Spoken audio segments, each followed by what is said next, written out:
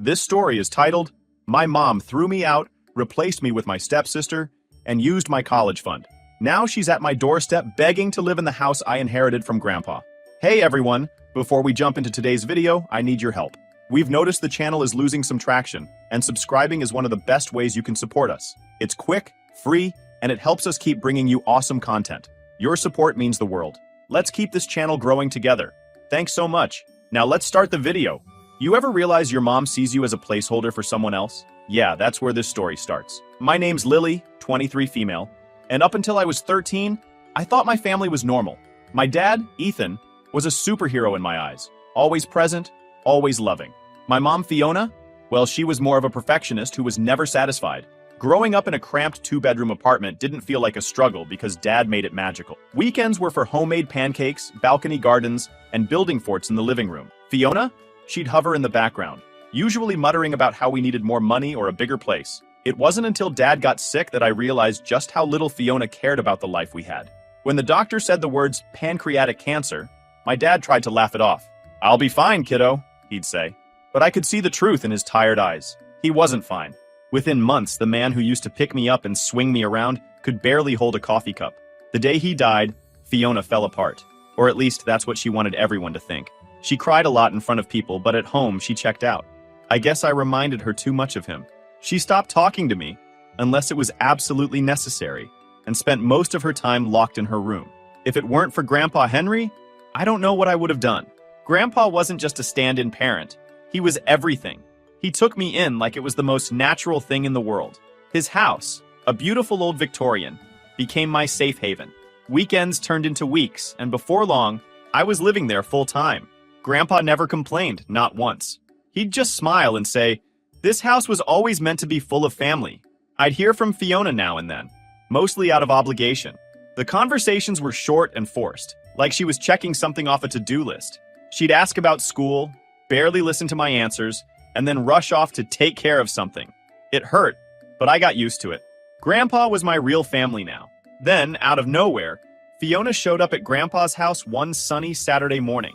She was glowing, dressed in a bright yellow sundress, and wearing makeup like she was headed to a party. "Lily, pack your bags. You're coming home," she said, grinning like she'd just won the lottery. I froze. "What? Why?" "We're starting fresh," she chirped, like it was the most normal thing in the world. Grandpa looked just as confused as I felt, but he didn't say anything. I think he wanted me to make my own decision. So I went. I thought maybe Fiona had turned over a new leaf. Maybe she wanted to fix things between us. Boy, was I wrong. When we walked into the apartment, I saw a tall guy standing in the living room with a girl who looked a few years younger than me. Fiona practically danced over to them. "Lily, meet Greg and Mia. They're part of the family now." Greg gave me a stiff smile and a nod. Mia, on the other hand, had this smug look like she was already planning how to make my life miserable. "Hi," I muttered, feeling like a guest in my own house. Fiona acted like this was some grand reunion. "We're one big happy family now," she declared, completely ignoring the fact that I was still standing there in shock. Living with Fiona, Greg, and Mia was like being a background character in someone else's family drama. Except I didn't sign up for the role. From the moment I got there, it was clear this wasn't my home anymore. It didn't take long to figure out what one big happy family meant. Greg moved into Dad's old spot on the couch. Fiona acted like Mia was the center of the universe, and Greg just nodded along to whatever Fiona wanted. Let's start with the room situation. My old room? Gone. Mia had taken it over within hours of me moving back. Fiona didn't even try to ease me into it. She just handed it to Mia on a silver platter. "Mia needs her own space," she said, when I protested. "You're older.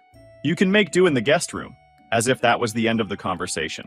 I got shoved into the tiny guest room, which was a glorified closet.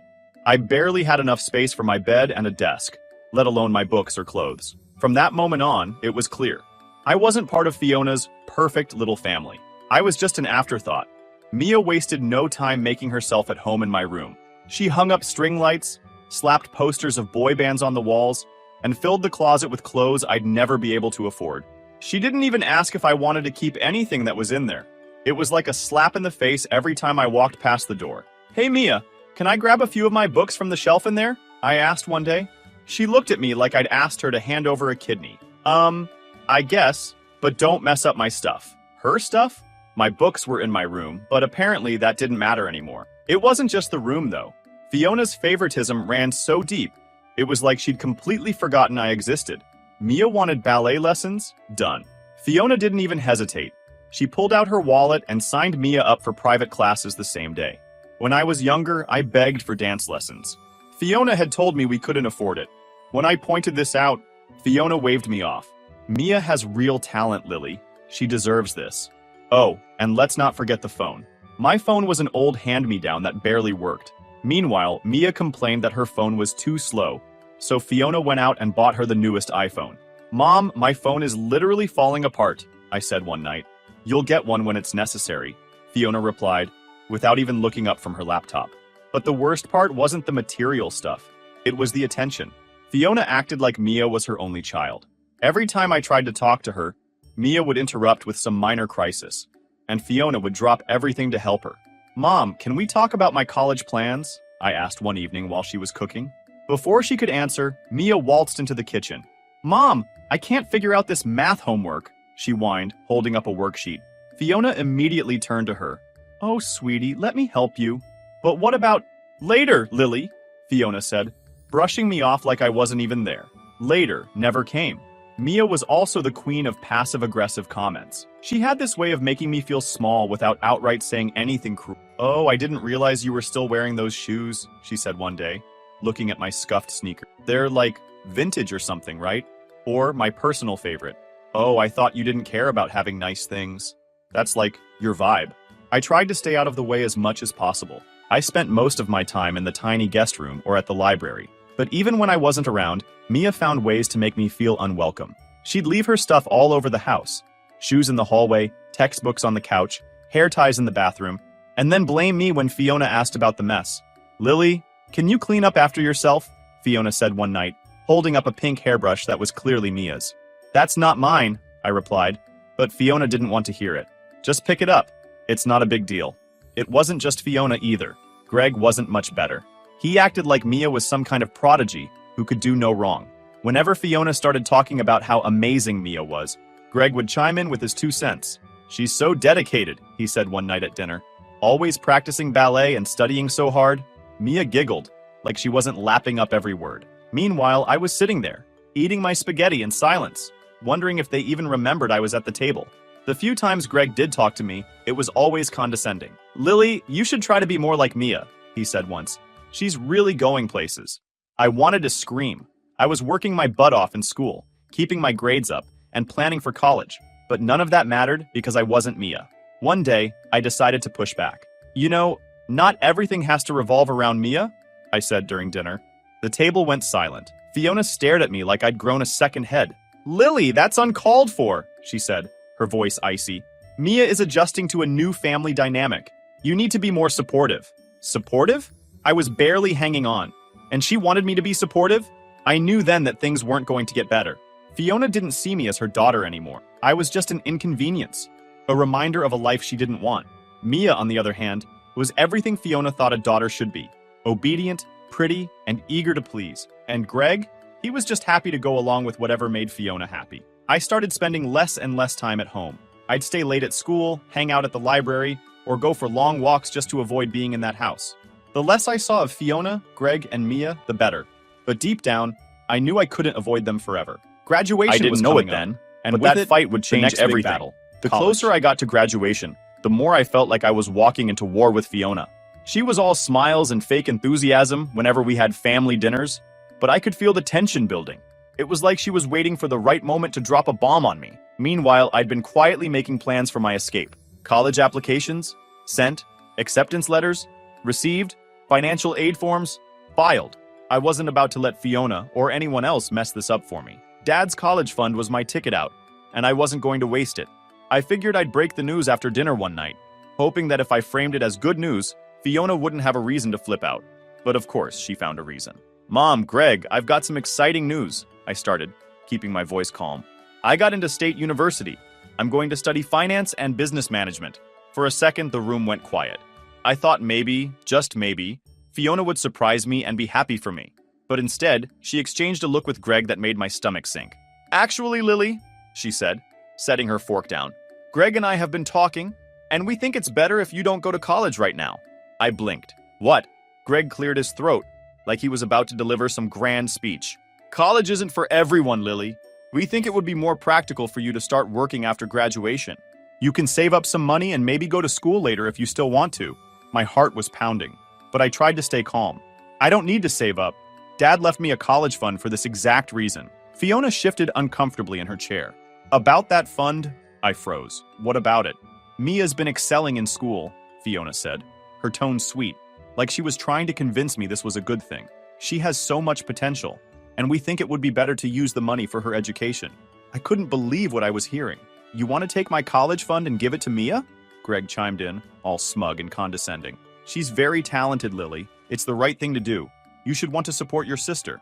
Stepsister, I snapped, my voice shaking. And no, I don't want to support her with my money. That fund is the last thing Dad left for me. You can't just take it. Fiona's face hardened. Stop being so selfish. We're a family. Families share. Families don't steal from each other, I shot back. That money is mine. End of discussion.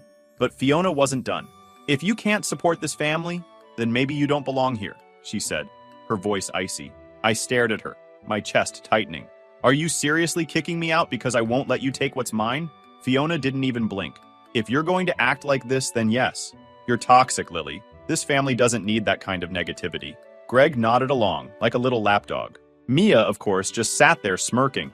She didn't say a word, but the look on her face said everything. She knew she'd already won. I didn't bother arguing anymore. What was the point? Fiona had made it clear she didn't care about me. She only cared about her perfect little family and her golden child, Mia. I packed my stuff that night, throwing whatever I could into a couple of garbage bags. Fiona didn't help. She didn't even come to my room to say goodbye. Greg stayed out of sight, probably too scared to deal with the fallout. As I hauled my things out to the curb, Mia walked past me, phone in hand. She didn't even look up when she said, "Bye, Lily. Hope you figure things out." I wanted to scream at her, but what was the point? Instead, I called Grandpa Henry. "Come home, Lily," he said, his voice steady and reassuring. "You'll always have a place here." Moving back in with Grandpa felt like finally being able to breathe again. For the first time in years, I didn't feel like I was in ongoing stress. He didn't ask for details about why I left Fiona's house. He just said, "I'm proud of you for standing your ground," and left it at that. The first few days were rough. I kept replaying the fight with Fiona in my head, wondering if there was something I could have said to make her understand. But deep down, I knew there wasn't. Fiona wasn't interested in understanding me. She'd made her choice, Mia over me, and nothing I said would have changed that. I threw myself into my college plans, determined to make something of myself. If Fiona thought I was going to fail without her, she was in for a surprise. Grandpa helped me get everything in order, from tuition payments to moving into the dorms. He even drove me to campus on my first day, giving me a pep talk the whole way there. "Your dad would be so proud of you," he said, as he helped me carry my stuff into my dorm. That was all I needed to hear. I didn't hear from Fiona for years after that. Not a single call, text, or email. And honestly, it was a relief. I didn't want her fake apologies or her excuses. I was done with her and her toxic family. College was everything I needed it to be. Freedom, a fresh start, and no Fiona breathing down my neck. I made friends, aced my classes, and worked part-time to keep myself busy. Grandpa was my only connection to home. I called him every couple of days to catch up, and he always made time to visit me on campus during holidays. "Don't forget where you came from, Lily," he'd remind me. "You've got your dad's heart and my stubbornness. Use them wisely." Meanwhile, Fiona, Greg, and Mia, radio silence. They became a distant memory. Not a single call or text for years, which honestly suited me just fine. I'd cut them out of my life, and they clearly had no interest in fixing that. Just a chapter in my life I was happy to close, or so I thought. But as the saying goes, peace doesn't last forever. I had no idea Fiona was still scheming behind the scenes. She hadn't forgotten about me, or the things she thought she was entitled to. And when Grandpa passed away, she saw her chance to swoop in and take what wasn't hers. But this time, things didn't go according to her plan. It was the middle of my final semester when I got the call. I'd just finished a morning lecture and was heading back to my dorm when my phone buzzed. Seeing Fiona's name pop up after years of nothing made my stomach churn. I hesitated, thumb hovering over the decline button. Part of me wanted to let it go straight to voicemail, but curiosity got the better of me. "Hello," I answered, already bracing myself. Her voice was flat, like she was reading off a script. "Your grandfather passed away last night. The funeral is Thursday at 2 p.m. at Hartford Funeral Home." That was it. No condolences, no warmth, No acknowledgement of how devastating this news was. She might as well have been giving me directions to the DMV. The phone slipped from my hand as the words sank in. Grandpa was gone. My rock, my safe haven, the only real family I had left, gone. My roommate found me sitting on the floor, sobbing into my knees. She didn't ask questions, just sat next to me and let me cry it out. Thursday came way too fast. I arrived at the funeral home early, wearing a black dress that suddenly felt too tight and itchy. Everything felt wrong because Grandpa wasn't there to make it right. I half expected Fiona to show up late in some over-the-top outfit, making it all about her. And surprise, she didn't disappoint. About halfway through the service, the back doors swung open, and in walked Fiona, Greg, and Mia, dressed like they were auditioning for a funeral fashion show. Fiona was in a sleek black dress with a matching hat and veil. Mia was in some designer number, and Greg looked like he just stepped out of a men's magazine. They didn't sit with me or even acknowledge me. Instead, they took seats in the back like they were VIP guests at a private event. Fiona's eyes darted around the room, scanning every face like she was calculating how much attention she was getting. I tried to ignore them and focus on the service, but it was hard. The whole thing felt like a performance for Fiona, and it made my grief even harder to bear. After the service, I went straight to Grandpa's house, desperate for some kind of comfort. But what I found instead made my blood boil. When I pulled into the driveway, I saw garbage bags scattered across the front lawn. At first, I thought maybe someone had dumped trash there by accident.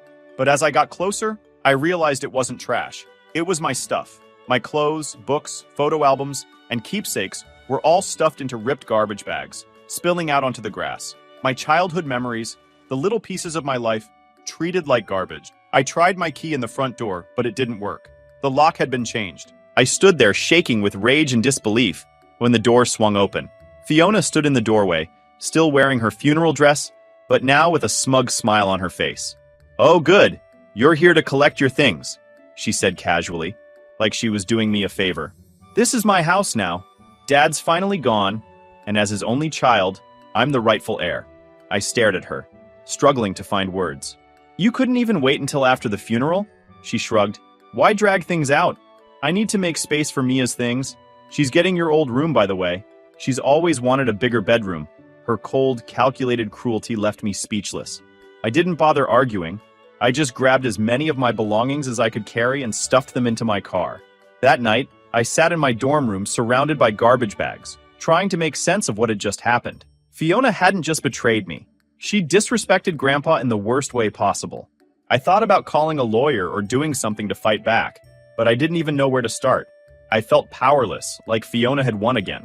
But then, a few days later, I got a call from Grandpa's lawyer. "Ms. Lilly," he said, his tone calm but serious. "I'm calling about your grandfather's will. We'll be reading it this Thursday at 10 a.m. Can you attend?" I wasn't sure what to expect. Fiona had already claimed the house, so what else could there be? Still, I agreed to go. If nothing else, I wanted to hear what Grandpa had to say. Thursday morning, I walked into the lawyer's office to find Fiona, Greg, and Mia already there. Fiona was sitting in a leather chair, looking like she owned the place. "What are you doing here?" she asked, her tone dripping with disdain. "You're not needed for this. We're handling family business." I ignored her and took a seat. The lawyer, Mr. Anderson, started reading the will, and what came next completely blindsided everyone in the room. "To my granddaughter Lily," he began, "I leave my house at 1542 Oak Street, the lake cabin, the farmland in Maple Valley, and all my savings." The room went silent. Fiona's smug smile froze on her face, and Greg looked like he'd swallowed a lemon. "What?" Fiona screeched, snatching the document from Mr. Anderson's hands. "That's not possible. I'm his daughter." Mr. Anderson calmly retrieved the document. "The will is clear, Mrs. Waters. Mr. Henry left everything to Lily." Fiona's face turned beet red as she spluttered, "This is fraud. She manipulated him. I'll contest this." "You're welcome to try," Mr. Anderson said, unfazed. "But the will is ironclad. Any challenge would be costly and unsuccessful." Fiona turned to me, her eyes brimming with fake tears. "Lily, sweetie, please. We sold our apartment to move into the house. We have nowhere to go." I stared at her, remembering every betrayal, every cruel word, and every time she chose Mia over me. "That sounds like a you problem," I said, standing up. "You kicked me out once. Don't expect me to save you now." I walked out of that office feeling lighter than I had in years. Fiona's reign was over, and Grandpa's legacy was safe, with me. Walking out of the lawyer's office with Grandpa's will in my hand felt surreal. I kept waiting for someone to stop me, to tell me it was all a mistake, that Fiona would swoop in and take everything. But no one did. It was official. The house, the lake cabin, the farmland in Maple Valley, and Grandpa's savings were all mine. Fiona, Greg, and Mia had stormed out after their little meltdown. I figured they'd give up after Mr. Anderson told them the will was ironclad, but I clearly underestimated Fiona's entitlement. The next day, I went straight to the house. My house. Seeing it again made my chest tighten, thinking of all the memories Grandpa and I had shared there. But as I pulled into the driveway, I saw their car parked out front. "You've got to be kidding me," I muttered. Sure enough, Fiona was still there. She'd made herself at home, my home, like nothing had changed. I didn't bother knocking. I walked right in, my heart pounding as I saw them sitting in the living room. Fiona was lounging on the couch, sipping tea like she owned the place. Greg was flipping through a magazine, and Mia was scrolling on her phone, legs propped up on the coffee table. "What are you doing here?" I said, my voice sharp. Fiona barely glanced up. "This is my house," she said casually. "You're the one intruding." I held up the paperwork from the lawyer. "Actually, it's my house. Grandpa left it to me, remember?" Her expression didn't even falter. "That will is a mistake. I've already started the process to contest it." I laughed, though there was no humor in it. "You can't contest it, Fiona. The lawyer already told you it's airtight." Greg finally looked up, frowning. "We've already moved in, Lily. Where do you expect us to go?" "That's not my problem," I shot back. "You had an apartment. You sold it, remember? I didn't tell you to do that." Fiona's fake tears started almost instantly. "Lily, sweetie, please. We're family. Grandpa would want us to stay together." "Family?" I repeated, raising an eyebrow. Her tears stopped as quickly as they started, replaced by her usual icy glare. "We're not leaving," she said firmly. "Yes, you are," I replied. "You have until the end of the day to pack your things and get out, or I'm calling the police for trespassing." I walked out before she could argue further. There was no way I was getting into another screaming match with her. I went straight to a locksmith and explained the situation. He agreed to meet me at the house later that evening, to change the locks. When I got back, Fiona and her crew were still there, and they'd done absolutely nothing to pack. "Time's up," I said, standing in the doorway. She stood up, her hands on her hips. "This is ridiculous, Lily. Do you have any idea how hard it is to find a new place on short notice? Have some compassion." "Compassion?" I said, laughing bitterly. "Where was your compassion when you threw me out?" Mia finally spoke up, her voice dripping with entitlement. "You're just being petty. You don't even need all this space. What are you going to do with it, anyway?" "Whatever I want," I shot back. "Because it's mine. Now get out." They finally started packing, though not without a lot of complaining. Fiona kept muttering about how unfair it all was, while Greg sulked and Mia made a show of slamming drawers and cabinets. I stood outside, watching as they loaded their car with garbage bags and suitcases. It was eerily satisfying, seeing their belongings on the porch just like mine had been. As they were finishing up, Fiona turned to me one last time. "You're no daughter of mine!" she spat, her voice shaking with anger. "Your father would be ashamed of you." I took a deep breath, steadying myself. "No, Fiona. Dad would be proud that I finally stood up for myself." She opened her mouth to say something else, but I closed the door in her face. Once the locksmith changed the locks and handed me the new keys, I sat in the living room, the silence almost deafening. The house felt empty without Grandpa, but for the first time in years, I felt a sense of peace. The next few days were spent cleaning and organizing. I found little notes and reminders of Grandpa everywhere, a book with his handwritten notes in the margins, a photo of him and Dad from years ago, even a jar of his favorite tea in the kitchen. It wasn't easy, but I decided to honor his memory by moving forward. I listed the farmland and lake cabin for rent, figuring the income could help me save for the future. As for the house, I wasn't ready to make any big decisions yet. For now, it was home. Fiona tried to contact me a few times after that, but I didn't respond. I knew she wasn't reaching out to apologize. She just wanted something, probably money or a place to stay. But I was done with her games. A few weeks later, I got a letter from Mr. Anderson, Grandpa's lawyer. Inside was a handwritten note from Grandpa, one he'd left specifically for me.